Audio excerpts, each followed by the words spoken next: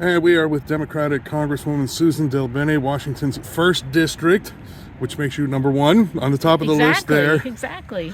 And we have a number one issue happening right now in Congress, and that is concern that the country will run out of money before we raise the debt limit. What's the talk on the floor right now as Republicans are pushing for this, cutting of federal spending to make a debt ceiling deal? Well, we need to pay our bills.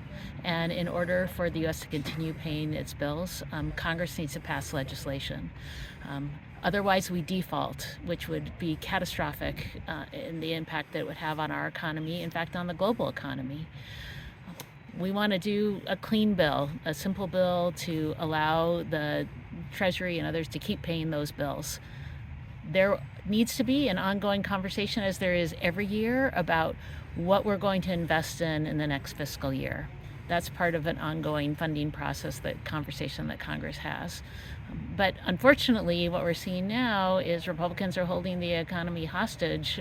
Every day we wait, there is more and more uncertainty about whether or not we're going to maintain the full faith and credit of the U.S. government. Secretary Yellen said that the Treasury only has funds to keep paying bills until June 1st. It's May. There's no reason we should be in this situation. We should pass legislation. We're ready to do that right now, to take that off the table, to make sure that we provide that certainty and stability for our communities.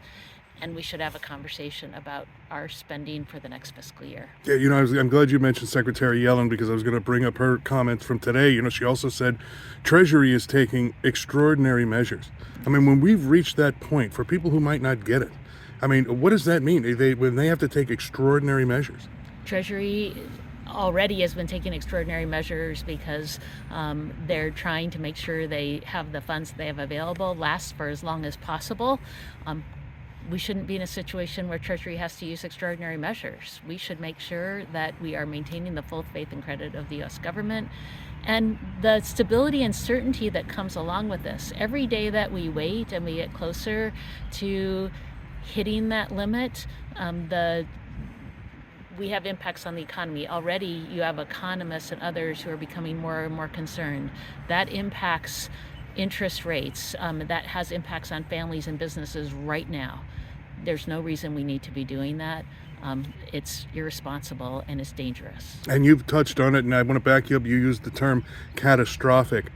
For the average American family, if we run out of money, we can't pay the military, we can't pay our bills, that sort of thing. But for the average American family, what can we expect in a catastrophic situation? In a catastrophic situation, people will be in a situation where they can't depend on the U.S. government to pay. That impacts markets all around the world.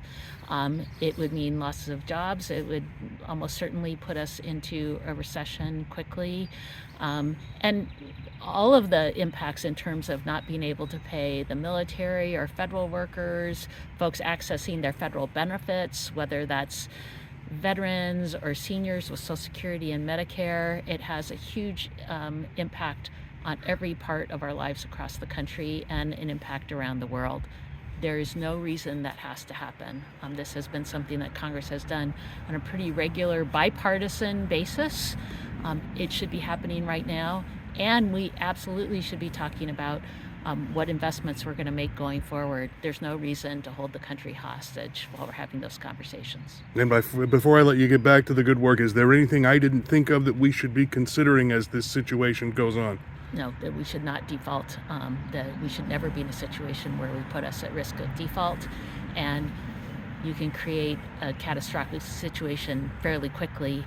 Putting it back together could take years or decades. Good to know. All right, Congresswoman, thank you. Appreciate it.